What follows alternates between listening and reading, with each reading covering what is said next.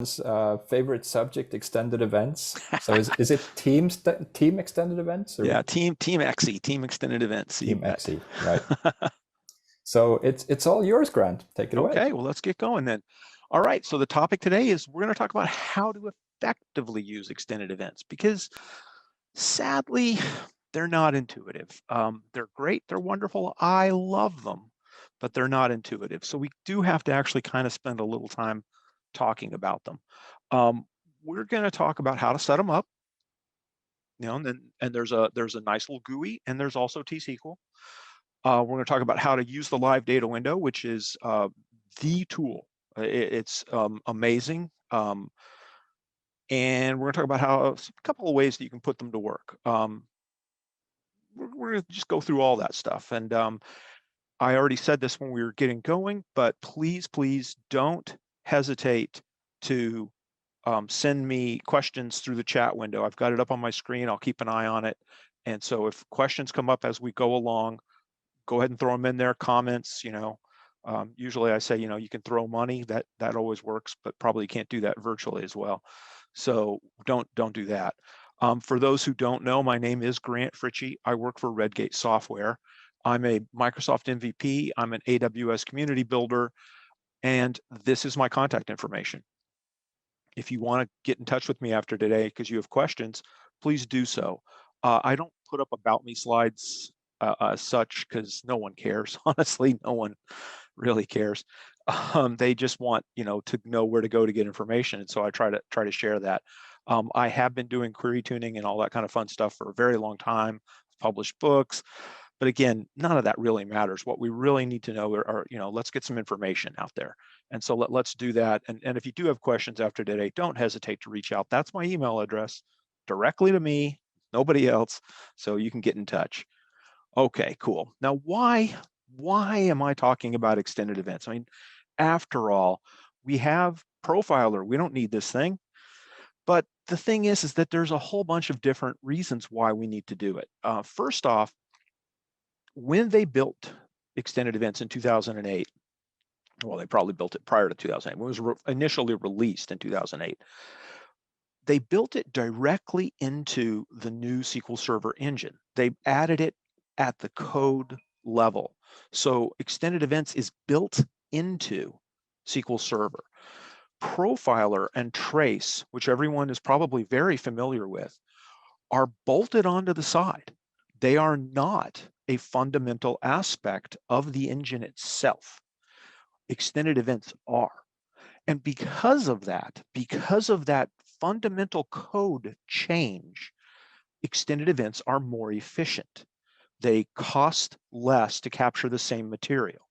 So that is one of the huge driving factors of why extended events. Why I think we should be looking at extended events and using them is because they cost less. And if we are in a stress situation, a situation where we are dealing with bad behavior, bad performance, the last thing we want to do is add additional load to the server. So you want to minimize that stuff as much as possible. So that's one of the big reasons why I say, we should move to extended events.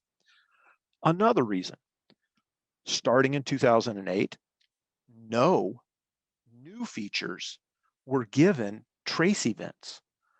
All new features go to extended events and extended events only. So whether or not you agree that there should be new features, whether or not you like new features, whether or not you're using any new features at all, whichever new feature you do land on and decide to use, if you wish to monitor that feature or dig down into the details of the behavior of that feature, you must use extended events. You have no choice. So probably it's a good idea to start learning them now so that you're familiar with them when you need them. Finally, extended events has some unique functionality, stuff that's just not there for trace events, things you can do in extended events that you cannot do with trace. And so because of all of this taken together, I want to move to extended events. Well, I've moved to extended events. I want you to move to extended events. And I know the comfort factor is there. It's very high, and I understand it, and I don't disagree with it. If you're used to doing stuff and you can very quickly spin up the trace and very quickly get the information you need, and then very quickly shut it all down, heck, keep using it. No one's saying you can't. But what I am saying is that there are some really, really outstanding reasons to go ahead and use extended events. So we might as well figure out what they are, how it works, and how to get it in there, and how you guys can implement it yourselves, and you know, get better information, or get information that you couldn't get any other way. So that's why extended events. Checking no questions. Hello, Anil. And yeah, the questions are gonna be recorded. Okay, cool. Where extended events? Now this is where things get funny. I keep talking about SQL Server 2008 when extended events were introduced. But you'll notice I tell you to only use them on 2012 and above. And that's because in SQL Server 2008, they stink. It's kind of only way I can put it. They are horrible. So I would not recommend you use them in 2008, 2008 R2. They are available in 2008, 2008 R2, but don't hurt yourself, right? Don't inflict pain on yourself. Don't do things to yourself that are less than optimal. Instead, stay smooth, stay cool. Only use them if you are dealing with SQL Server 2012 or above, or if you are in Azure. If you're in Azure, you will need to use extended events, especially Azure SQL Database. That is the only thing that can run. If you're running Azure VMs, hey, it's a VM. They work like VMs locally. You can still run trace. You can still do that. Managed instance, I believe you are going to have to move to extended events. I might be wrong about that. If I'm wrong, sue me. But I'm pretty sure you still have to go to extended events on those. Interestingly enough, if you are an AWS RDS, you don't have anything. You can't run extended events yet. It's something that they're working on. It should be out real soon, but I don't know when. But anyway, where extended events, not 2008. I like you guys. I don't want you in pain. So please don't do that to yourselves. 2012 and above. But once you're on 2012 or above, absolutely extended events are awesome. And that's all the slides. I'm not doing any more slides, guys. That's it. We're gonna go and play. All right. Any questions before we go? No? Okay, cool. Let's go None play. that I can see. Great. So extended events. I am going to use Management Studio. There is an extended events front end in Azure Data Studio. Frankly, it needs some love.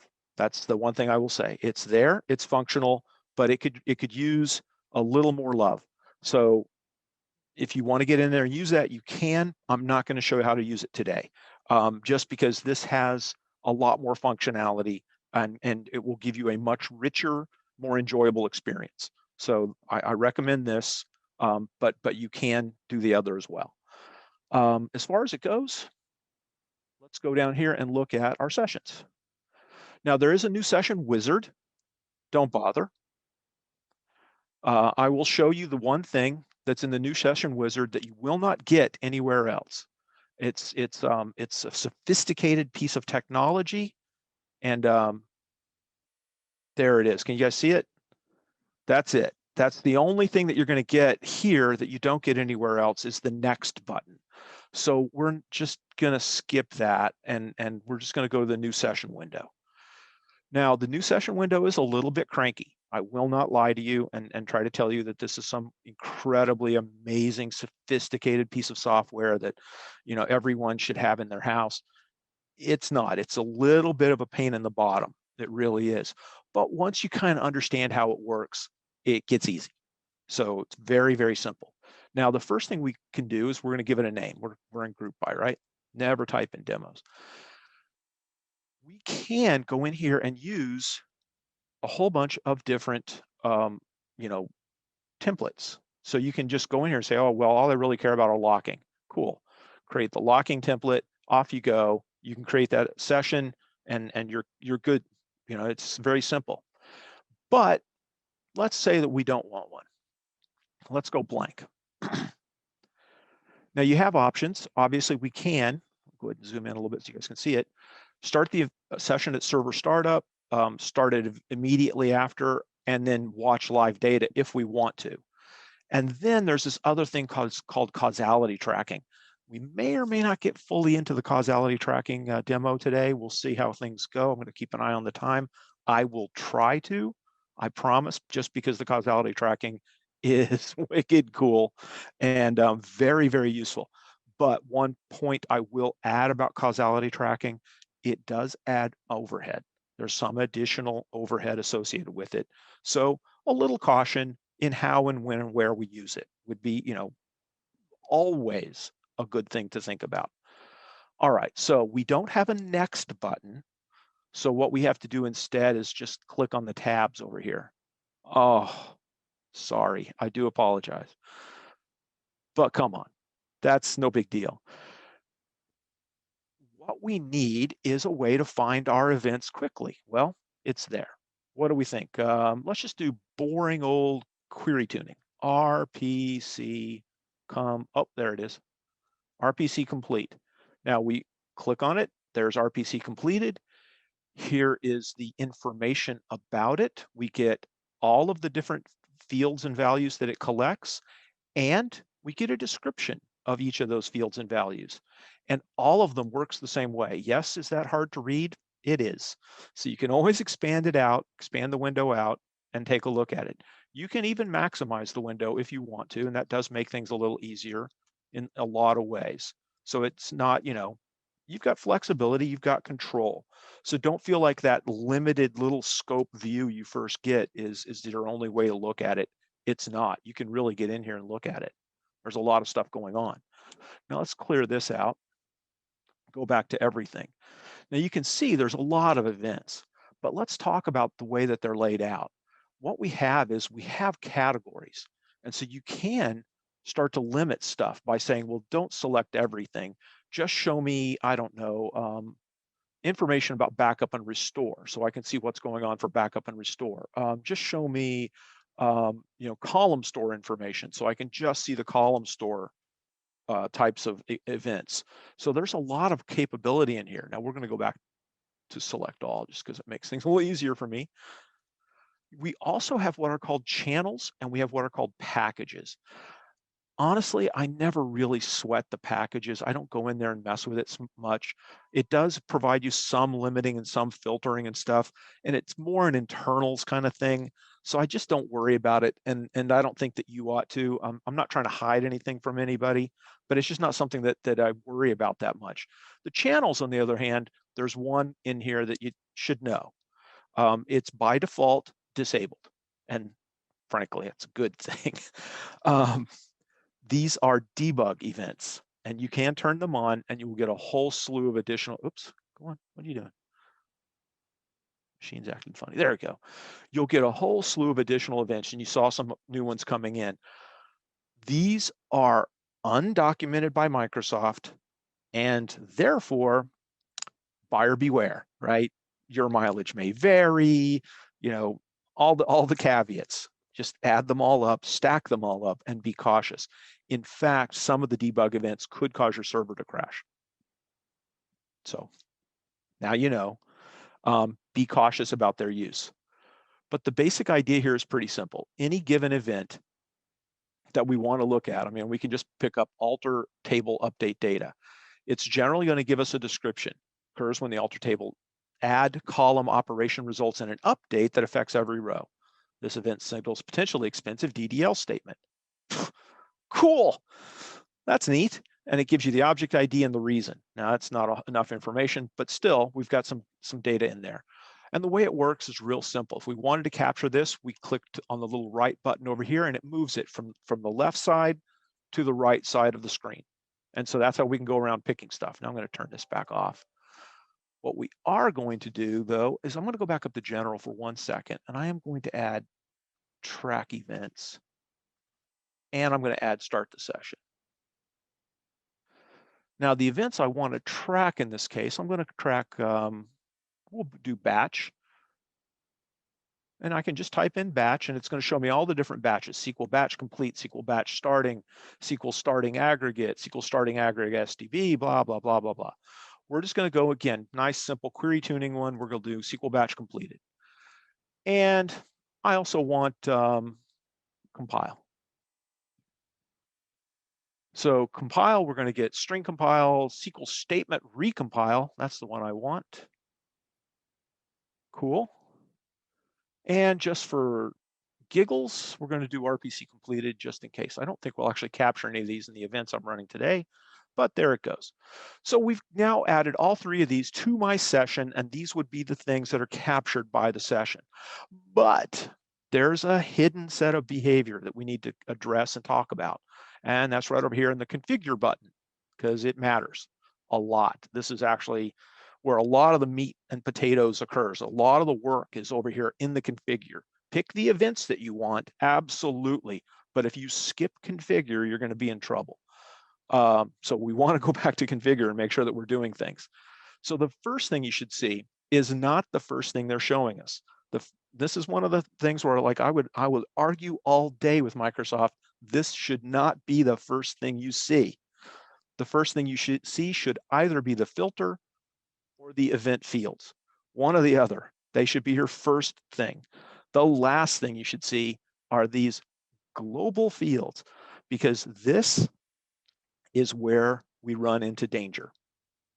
Global fields, or as they are more properly called, and it's there in the parentheses, actions, meaning a triggering event. In other words, a second action on top of the capture of the event itself. In other words, additional overhead, right? That's what I just label this is additional overhead. That's what it ought to be called. But when we look at the additional overhead or the global fields or actions, they look really attractive. Like, hey, you know what? Database ID. I want the database ID. Absolutely. What else is in here? Into username. Okay. Yep. What else have we got?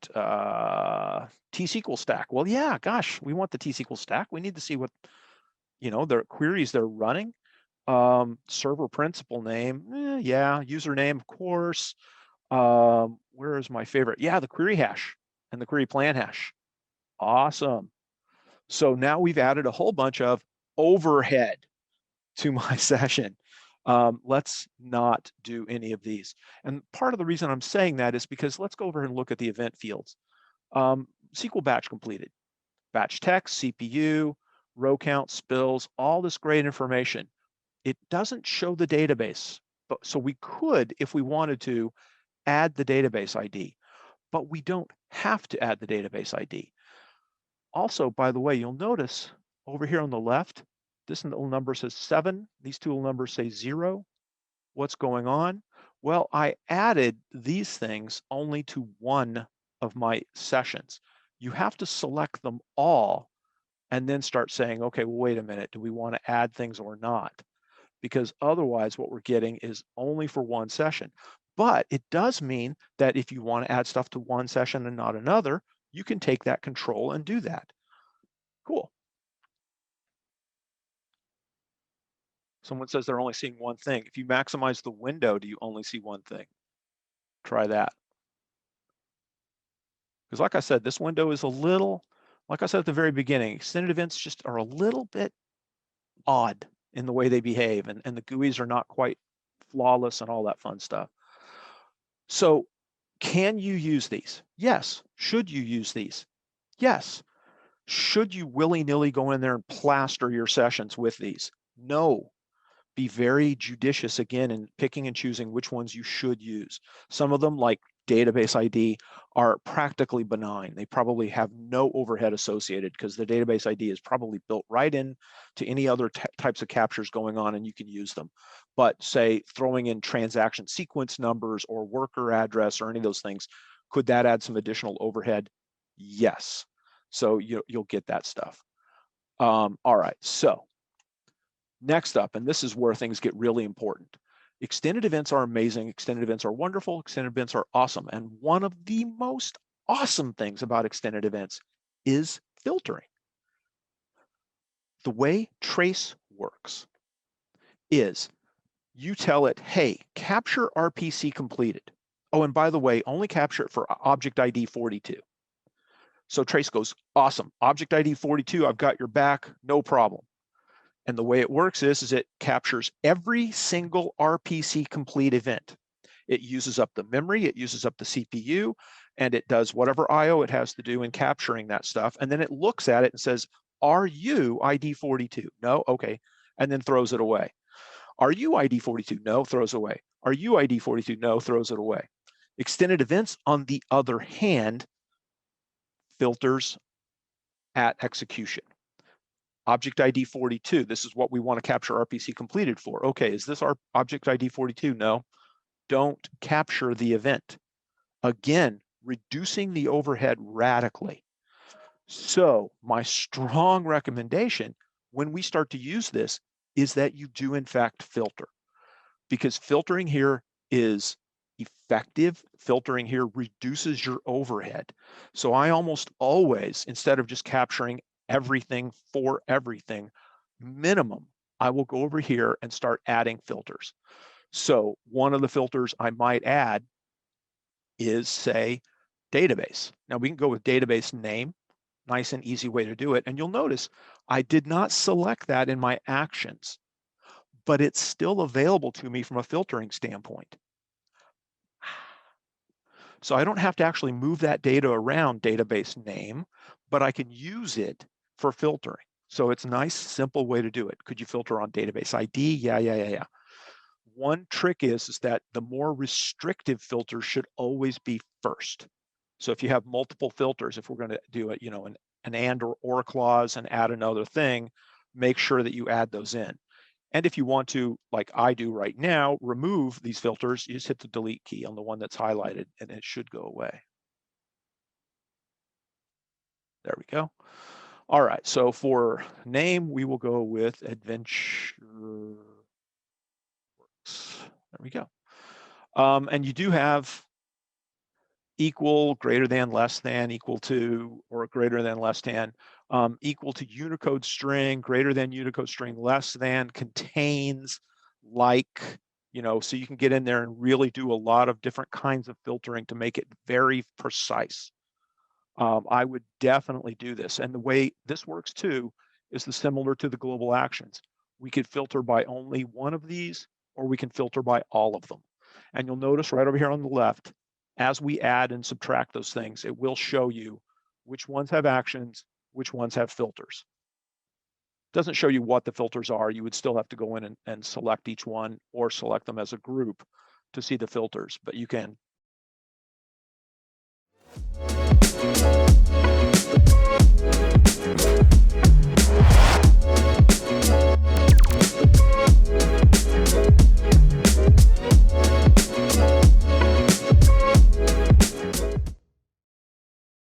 You get the idea. Finally, the event fields, not so exciting, except for one little bit. And the bit is that not all of the fields are available by default. Some of them are turned off. If you don't need an XML of the output parameters, which, yep, I don't need that. It's not something I'm capturing, not something I'm using. I'm going to leave it off. If I don't need the data stream, I'm going to leave it off because it reduces my overhead, reduces the amount of data I'm managing, and by default, those are turned off. But if you need them, you need to go in here and turn them on. So make sure that you go in and check that. So stuff like SQL batch complete automatically has SQL batch text collected. Maybe you don't need that. What if you say, can wildcards be used in the, I don't know about regex. I honestly don't know. That's a great question, Jim, if it's okay if I call you by your first name. I honestly don't know about the regex. That's a great question. Can you use wildcards? Yes, that absolutely you can. Regex is a good question. I don't have to look that up. Anyway, let's say that we're filtering down to a very particular batch. And so we know exactly which batch we're capturing and we don't need to see the text. Fine, go in here and turn it off. right? We can make sure that we don't move that around, don't store that, don't use that up in memory and stuff. There's a whole bunch of control here that gives us all kinds of great information. So it's a great way to go. I mean, I really love it to death. And that's it. So once we've set this up, we've gone through, we've picked the events we want, we've decided if we want any global actions or not, and whether or not we're filtering, and you should always filter. So once we're done there, we just go back to our select list, and or we could go back and click on the next little bit, which is data storage. Now, data storage should look very familiar. It is, except for the histogram, exactly the same as, oh, well, sorry, two things. Histogram and pair matching. It's exactly the same as trace events. Histogram and pair matching are much more interesting. Now, most of the time, you know what I'm going to use? Event file. And when you click on event file, look at that. It's exactly the same as trace. I think the lettering and the order and everything is exactly the same. So it's, you know, you're familiar with how you output a file in trace, you're familiar with how you output a file here. The one differences are histogram. Let's talk about histogram for a second. Now, histogram lets you filter on an event. And so you can decide which event you're filtering on, how you're filtering it. And then you get to pick an action, if you have any, I don't, or a field. So you can pick a particular field, drop it down, and it'll show you the fields from the thing. And what it's going to do is, like, let's say we pick object name. So stored procedure name, right? That's what the RPC complete is going to show us. If we want to, the histogram is just going to count executions. Do you use star or percent for wildcards? Star, John, star. If you want to, you can count by object name. So once you start doing a histogram output, it's not capturing all of the data, it's counting, which is really neat. Because if you just want to see how many executions, let's just get that quick. Why pull all the stuff out, aggregate, blah, blah, blah. Let's just count it as we go. Same thing for other kinds of events. If you just want to count it, you can. So this is a great way to put it together and do counts. Pair matching is a bit more sophisticated. We're not going to get into it today, but it is a way to match multiple events together. So if you want to have a start and a stop and match them together, you can. But most of the time, what I do is I do the causality tracking. And what causality tracking does is it assigns a unique identifier to each event set, all the events that belong together. So say, for example, a batch and a recompile, we can see each one together individually. And so that makes it really simple to use. So I use that a lot more than I use pair tracking. But the one I use the most is the file, because it's the simplest. Now, you can use ring buffer, and what it does is outputs into the memory. It's just a little sketchy. It's just a little bit, I don't want to say dangerous, but it can cause some overhead with the memory on your servers, right? Nothing's free. You know, no matter how much I love extended events, they're not free, right? Nothing is free. Trace is not free. Trace is very expensive, but you get the idea. It's I would just be cautious about using ring buffer too much, because it does add overhead to the memory.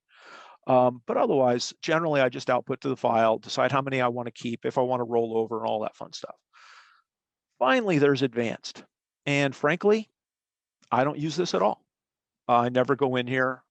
Probably you won't need to in most cases.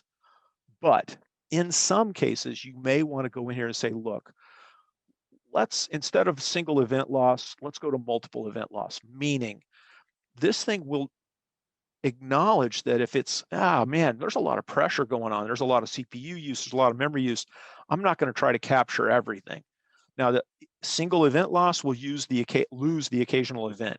Multiple event loss will just go like, hey, we'll capture what we can, and what we can't, oh well, and we'll let it go. Or you can do the one thing that Microsoft even says right here, not recommended. Tell it, no, capture every single event no matter what. Oh, so I saw my co-host leaning forward. It means like he couldn't see. So thank you for the visual clue. Zoom that in. Not recommended, no event loss. Dispatch latency. I used to, used to be a bug in Management Studio. It's nothing to do with anything else, but there used to be a bug in Management Studio that the latency would cause problems for demos. So I would turn it down to 1 because it would make my demos work better. Don't have to do that anymore, but I've never, ever actually messed with these things for the most part.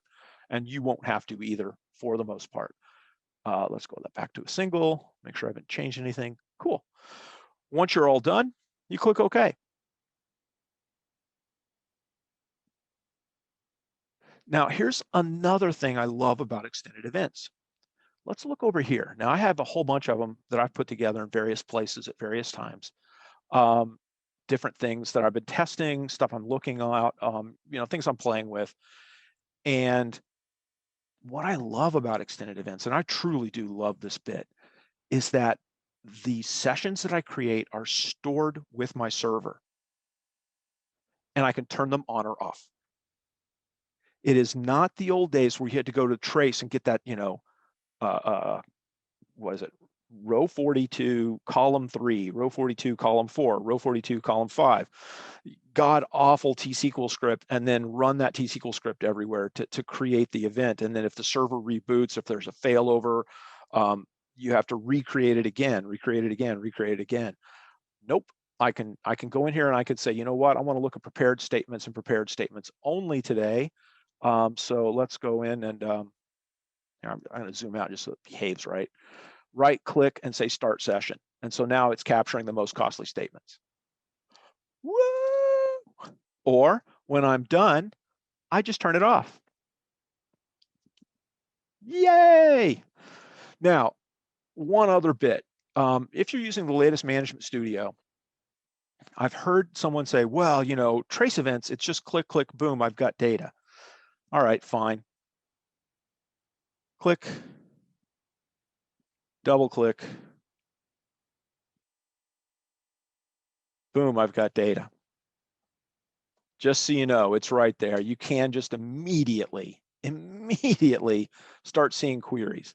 Now, this is unfiltered. All the beautiful setup that we just walked through is not there, but you can get at that stuff right away. That's it. All right, so now that's it for just the basic setup, how to set up extended events. Oh, and then one other thing. Let's see, is it here? Yeah. Here's how you create a session in T-SQL. Create event session, give it a name on server, or if you're on Azure SQL database, it would be on database. Add event, SQL server.rpc completed. If you want to add an action, let's say query hashes, cool, I want to add the query hash. Add event, SQL batch completed, set batch selection text equal 1, SQL server query hash, cool. Add target, event file, here's my file. That's all there is to it. The one thing that's missing here is a where clause. That would be the only thing. And so if we were to say, take a look at, let's just close that. Nope. If we want to take a look at the one we just created, you and I, we can create to new query editor window. And come on, baby. And back in the day, I think scripting was the only way to create events, extended event sessions, right? Yes, it was. Yeah, in 2008, it was. By the way, this will work on 2008, but the fact that there's missing events and just don't do it. You can, don't. Okay, it's the one thing I would say. Let's format this so we can see it. So you remember we created the GroupBy event. We added RPC completed. The collect statement still 1. Database name, where database name is equal to AdventureWorks. A where clause, yeah, it's all it is. It's a simple where clause. So this is all just so easy. It's so easy to use. We could pick this up and run it anywhere. You can run on any server you want to, so you can get your events deployed anywhere you need to, and off you go, you're good to go. That's it. Now, if there's no other questions on how to create, can a file be read while still being written to? Absolutely it can, except for Azure, in which case you have to copy it down locally and then read it from there. Sorry. Azure and extended events are a bit of a pain. It's not perfect. Oh, and by the way, the GUI won't connect up to Azure. You can connect up to the files after you download them, but you can't connect up to them live. It's not my fault, it's Microsoft's fault. Throw rocks at them, not me. All right, so let's take a look at live data. We'll go ahead and use the one we just created. So here's our live data window. Any queries that run against AdventureWorks as we filtered originally, I want this one, will be captured. So let's run this query. It's kind of an ugly query, needs tuning, frankly. Well, it shouldn't be this ugly. Come on, hurry up, finish. Do you have any more code further down? You didn't select the specific query.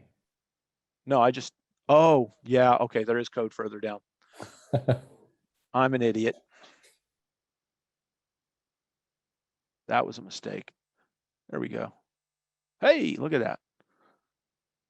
So the results come back very slowly. My gosh, my machine's running slow today. Can't believe what's up. Anyway, we've got what we need. So here we go. Here's how extended events works. You get all the list of events up here, and so you can click each event by event and see what's going on. So you can see our query down here that we ran. So that's all you have to do is like, even if you have like 1,000 events up here, you just click through them until you find the one that you're interested in at the top, and then the details are down at the bottom. I'm totally joking. This is a nightmare. If this is how it worked, yeah, Grant, you're an idiot. Don't recommend this stuff to us. It's horrible. It's not how it works. It is how it comes out by default. By default, it comes out with just the name and the timestamp, and then all the details are down below. But what we can do is real simple. All I did was right-click here and say show column and table. And then it adds it up above. And so now I don't have to scroll around clicking one thing at a time to find the stuff I'm interested in. I can see the query I want. It's right here. Yay, that's simple. Nice and simple. If I want to add additional stuff, I can. I can go in there and say, okay, well, definitely I want to see the duration because golly, duration. Or I can go up here, right-click, oops, right-click on the right place, and click on Choose Columns. And now I can go in and say, okay, cool, definitely logical reads, definitely CPU time, row count, yeah, I'm interested, and writes, cool. And it fills in the grid.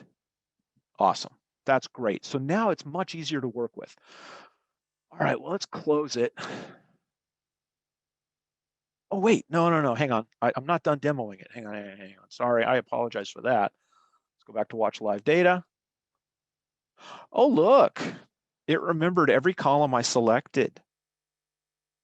Ooh, in fact, that layout that we defined is stored in a file. And that layout that we defined that's stored in a file, we can share it with our peers. So we can make sure that multiple people, hang on, I need to move something. There we go. Because it's specific for your user? It is specific for your user. Yeah, it's not generic to the server. It's specific to your user. It's stored with a login. But you've got a lot of information in there, and you can share that and pass it out to others.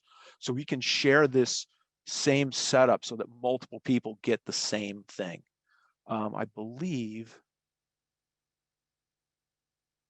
there we go. Right here, save as, I can output my display settings and then share them with others. So if I've got a particular layout that I've done, I've trained my junior DBAs on how to use this stuff, I can then feed them the information so that they can all use it exactly the same way as I'm using it. The crowd goes wild. No, seriously, I love this. This is one of my favorite things in the world is the fact that this works so well. My gosh, the query is still executing. It's a silly query. It should just run. It's not that bad. Let's see what happens. We run it one more time.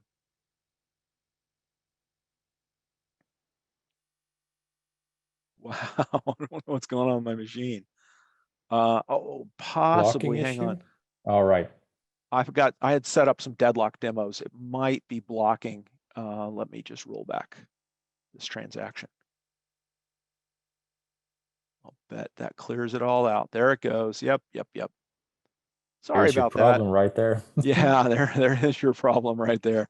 Okay, and so it finished a couple of executions of it. You get the duration, which is in microseconds, by the way, logical reads, all the row counts, and all that fun stuff, all set up the way you would expect it to be. It's great. Now, here's the deal, and I love it that Hugo's on the screen. I was on the thing.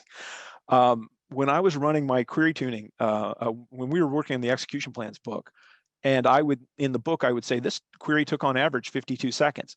Hugo would be like, you can't say that. You don't know how long it took. And I'm like, no, dude, I do. I know exactly how long it took because I do this. Go 50. And I execute the query. And it's going to execute 50 times. If we go over and look at live data, you'll see it coming through. I mean, it's stacking up 50 executions, one after another after another. And so all I ever did was I go over here, and then now I've executed it 50 times. I've got all the data. So I'm going to go through and add all these rows up. And then I can tell Hugo that the average is a particular value. Who believes I did that? Good. Nobody's raising their hands. That's awesome. No, that's not what I did. Here's what I did. We've got this little thing over here called aggregation. If we pause the data collection, so I'm going to hit that stop button over here. That does not turn off my session. My session is still collecting information. I've just paused the live data window. Once I pause the live data window, I can do this.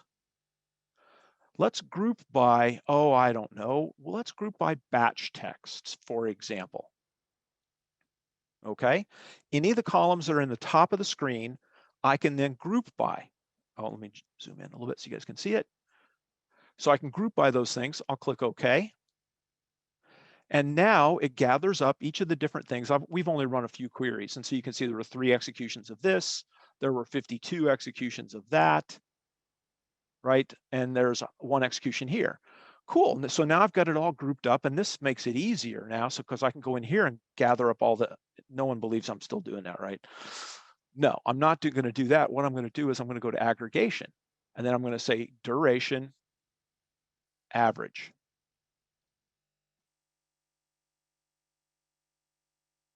And I can do the same thing for logical reads, CPU, min, max, count, however I want to do it. I'm just going to do the average on the one right now. Click OK. And now it shows me at the top the average. So now when Hugo asks, I can tell him, no. I know exactly what the average is. It's this value. And I know that because I executed it multiple times, and I've gathered the data together in a really simple, quick fashion.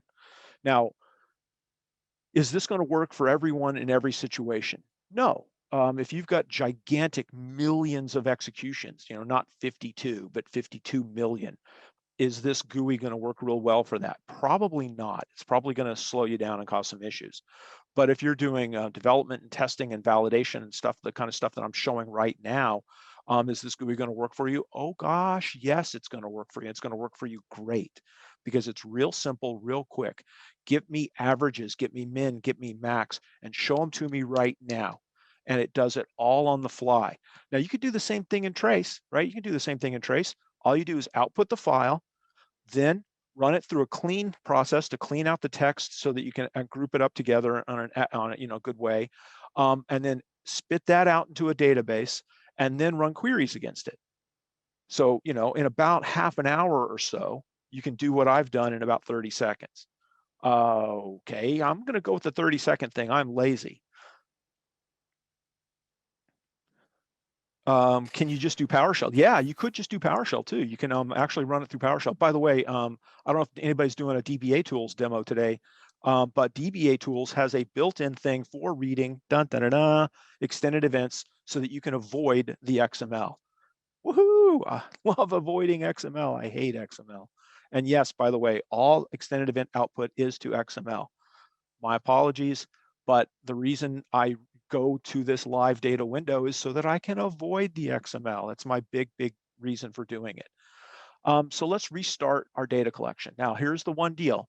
When you restart the data collection, it does clear out the live data window because it's now gone back to live. So it's cleaned out all the stuff that it had stored up there in the data window, and then it's back to live. So it is gonna remove all the information that I had. If I was reading a file directly, that would be different. It would just go back to the file information again. But I'm not reading a file. I'm just reading this. Extended events don't work on Azure Synapse. Any hint to what to use there? Query store and the DMVs. Those are your only choices right now in Synapse that I'm aware of. If there's Synapse experts, they'll tell you more. But you can clear the data. We've got the details pane, which you can turn on or off. Cool. We can add bookmarks. If there's a whole lot of information here, you can add some bookmarks. And we can also, I've meant to show you this. Let me run this query again. Now that it's not blocked, it'll actually execute.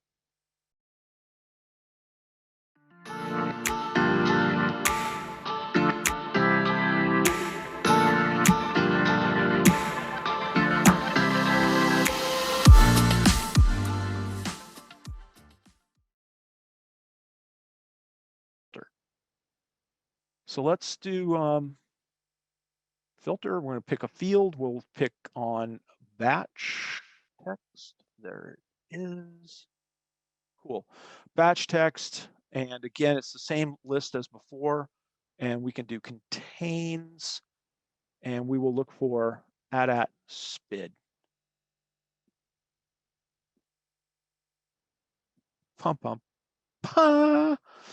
Nice and simple. We can clear the filters and it will go back to the data that we had. Guys, this is so easy to use. Once you get that one little trick of, hey, let's show the column in the table. Once you know that you can move that stuff up above, the rest is simple and the rest is straightforward. You can go in here and just mess with it.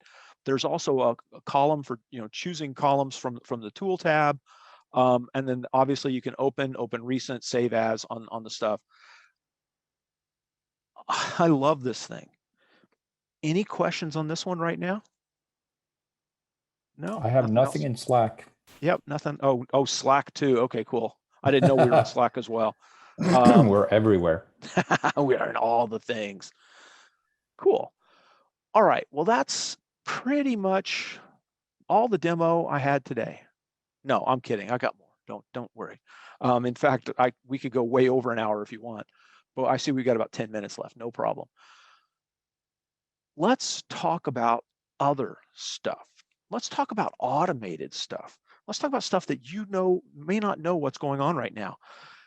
Every single 2008 and above instance of your SQL Server right now today, unless you yourself have actively gone in and messed with it, is running this little booger right here, system health.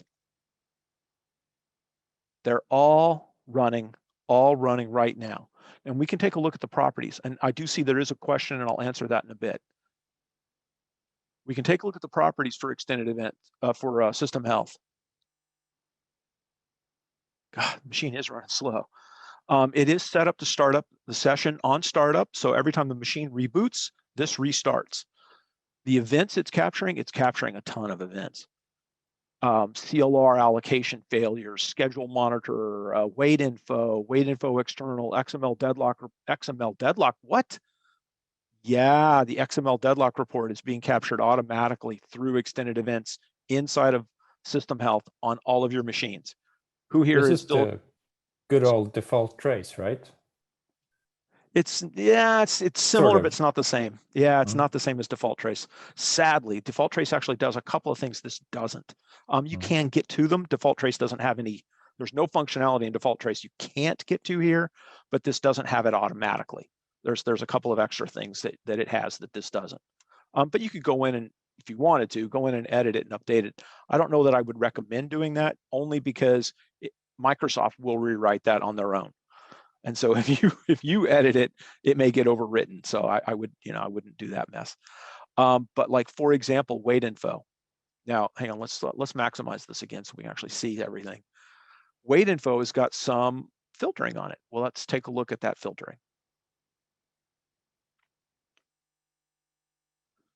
So the first thing it's doing is looking at the duration. If it's greater than 15,000 microseconds, it will capture the event. And also, if it's greater than 30,000. And all the weights are these types of weights, blah, blah, blah. So in other words, it's filtering out a bunch of different kinds of weights, or it's including a bunch of different kinds of weights. But what's actually going on inside of your system health right now today is weights running longer than 30 seconds are captured automatically. And you guys can go in and look at them right now. Anything that's running system health today has the XML deadlock report, and you can go in and look at that right now. Now, here's the deal. You don't need to use the GUI the way I did. You can do something else. So let's close this window. And let's take a look at the query here. Now, I ran this query. I didn't tell you what it was, but now let's take a look at it. System fnxe file target file systemhealth.xel. And what I'm going to do is cast the events as XML. So it is stored as XML, but I'm sorry. The formatting of the storage is XML, but it's stored as text. And that's because of the nesting limits of XML inside of SQL Server. They want to avoid the problems caused by that, so they store it as text, and then you can convert it back to XML, assuming it doesn't exceed the nesting limit. But once I'm there, all I've got to do is say select DL query dot as deadlock graph from FX, cross apply to the data nodes, path it out so I'm only getting the deadlock information. And if we run this query right now, today, in front of you, I did do a deadlock earlier. The results come back and I have got my deadlock graph. Now we'll click on it, it's XML, and it brings back the full XML deadlock graph. Now, if you want the GUI deadlock graph, that's not hard. You can save this XML as a file and then reopen it as the deadlock graph, and then you'll see it there. Or we can, where is it? Oh yeah, you can go and open the file directly. I'm not going to go to live data because it won't show us anything because it's only capturing it off the buffer and blah, blah, blah. But you can go in there and open the file, and then you can look at the deadlock graph directly through the GUI. So it'll show you that. But regardless, it is the full-blown deadlock graph, and it's available, right out of the gate. Now, there's a question in there I'm going to address right now. Can you edit these things? Absolutely, you can. So the one thing you will need to do to edit them is you have to stop them. So stop the session, then go to the properties, and we can add whatever we want.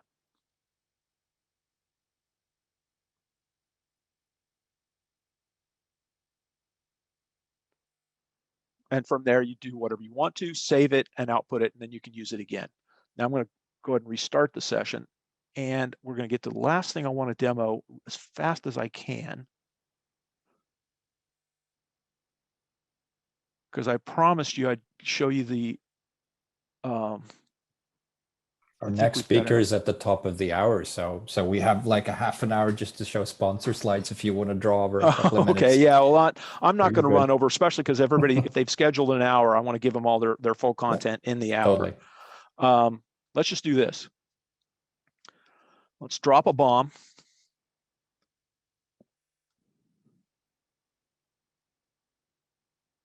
Come on, slow, stupid. Hurry up. There it goes. Good Lord. Apologies for why it wasn't running slow this morning. And then we're just going to run this once.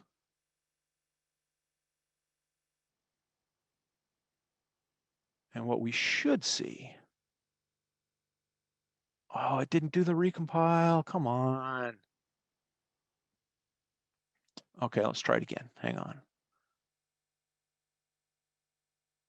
Maybe just add a line feed. Do what? Just add a line feed to the statement. That should force a different query hash. Oh, I see what you're saying. Might. Let's see. No, it's not causing. Oh, nuts. Do I have my code to handle it? No, I don't. Or do I? Maybe I do. One second. I think I might. Try to get through this quick.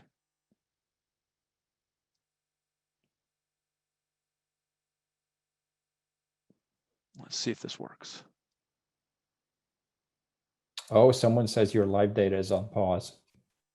Oh, is it? No. I don't know. I didn't catch it. Oh, it is. Silly Grant. That's the problem. Good catch. Good catch. Good catch, whoever was watching. All right, hang on one second. Let's go back. I've got this query that will guaranteed.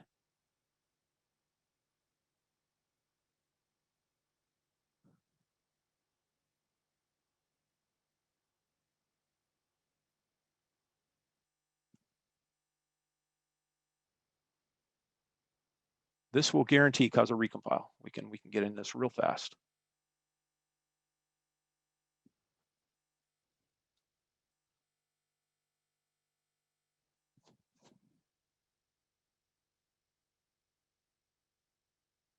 Come on.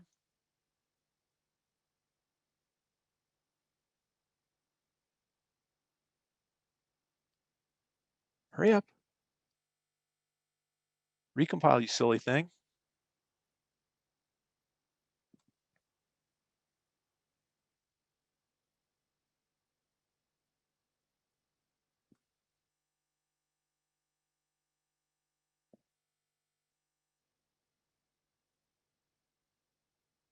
Well, anyway. There it goes. Finally, thank the gods. What we've got down here is, oops, this activity ID GUID and an activity ID sequence. And what this gives us is a really neat trick. We're going to go ahead and show this column up there and show this column up there. And what we can see is over here on the right, or let's pull off a couple of columns too.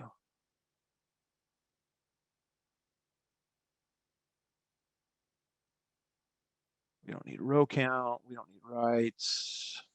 We don't need logical reads or CPU. Cool. There we go. What we can see is that for a given ID, and these are GUIDs just put together, randomly by Microsoft, we can see that our statement recompile has occurred and then it ran the execution. And we can even see in there that statistics changed. The recompile cause is statistics change. So that's what we did the update for. Statistics changed, caused the recompile, and off it goes. But it's showing us the order in which the events occurred. And it's grouping them all together by that ID. So that's another way that this thing can go way above and beyond anything that you could get out of Trace. All right, now I've only got about 2 minutes left. With that, hopefully you got some idea, again, of how and where we can use extended events better. Also, these slides are available, right? You guys have all the slides online. I think I turned them in a couple of weeks ago. Hopefully they are. But if yes. not, you can get this from my blog has also got this available. These are some of the best posts by some of the best members of Team Exi, right? Some fantastic stuff on how to get more and better out of there. I want to promote these people as individuals because, one, they're just awesome. I mean, Jason is amazing, Aaron is amazing, and Aaron is amazing. Jean-Luc, DBA tools. I mean, this is just all some great stuff. William Dirk and Jess, who's presenting right now, they all put some stuff together and it's all in here, and please take advantage of that. Hopefully we hit these things and we've covered most of this stuff. And here's my contact information again. We've got a minute left approximately. If there's any other questions I could answer right now, I'll sure try. And yeah, all sessions are going to be available. Yeah. We're tuning the server. At what point you check that it might be XEs that are causing the issue? Well, there's actually weight statistics that you can look for that are specific to extended events, and they're real clear. You will have no problem in interpreting that. Oh my gosh, extended events are causing me problems. That's the easiest way. TJ, hey, sorry, thank you. Okay, well, I guess that's my time. It looks like 11:30. Hopefully everybody got some stuff. Oh, wait. Are there a way to see what user credentials? Only if the user credentials are passed in correctly. If it's a grouped user, for example, you won't see it. It's only what's visible to SQL Server itself that you're going to be able to see. But if it's visible to SQL Server, yeah, you can absolutely add that in. It's a global action that you can add. By the way, I know I overemphasize how dangerous global actions are, but they're not that dangerous. But I don't want everyone just turning them all on everywhere. You will see pain.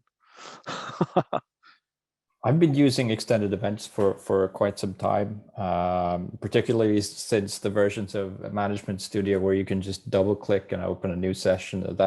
That was sort of the game changer, because when they first appeared, it was like, oh, so I'm scripting a long SQL statement now to do what? Yeah, and then all you have is XML. Yeah, exactly. It was completely hopeless. So you're trying to just tune something and see what's going on, and you're going to have to parse a lot of XML. That's not helpful. No, it's so much better than it was. It really is.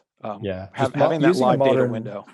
Yeah, using a modern Management Studio is all the difference. And my main takeaway from this session was actually the aggregation and exporting the settings, because as a consultant, I'm often using tons of different Management Studio installations. So taking those settings with me, that's going to help me a lot. Oh yeah, cool, great. That's good to hear.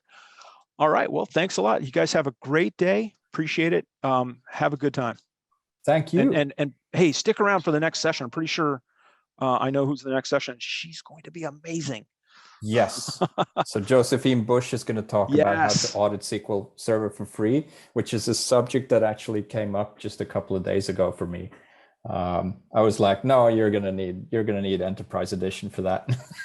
Well, and I mean, and I think Josephine will cover it in her session, but under the covers, you know what audit's using, right? I'm guessing you're going to say extended event, right? Exactly. So no need to attend Josephine's session. No, please attend her session. It's great. Yes, you should. Definitely. Yeah, she's going to be awesome. We can't wait. Thanks so much again, Grant. That was awesome. Oh, good. Thank you. Well, no, I had fun. I love this topic, and so I really enjoy sharing it. So, it's nothing but fun for me. So hopefully it's useful for others.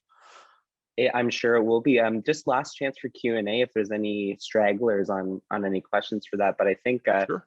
think we covered off the bulk of it there. And yeah, what a great start off for GroupBy for us. We're really lucky. Hey, Jeff. Everyone's just flooding in, saying thanks so much. Love the session. Thanks everyone for letting us know.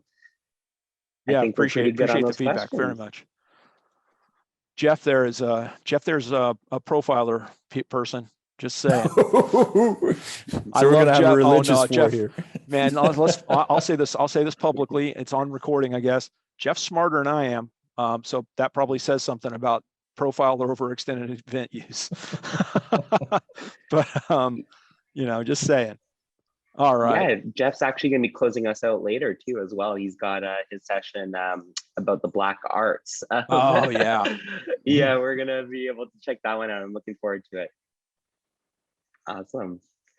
I'm just gonna hop on over to the other track, say hi to everyone real quick. I'll be right back. Okay. I'm gonna drop off, but I just saw the comment from JD Walker, and that's fantastic. Thank you.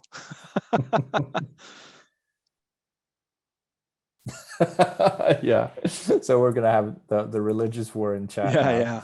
No, I don't want anyone having a religious war. No. I've cracked a lot of jokes, and I've occasionally been bad about my trying to get everyone to move off Profiler, and I've rolled that way back.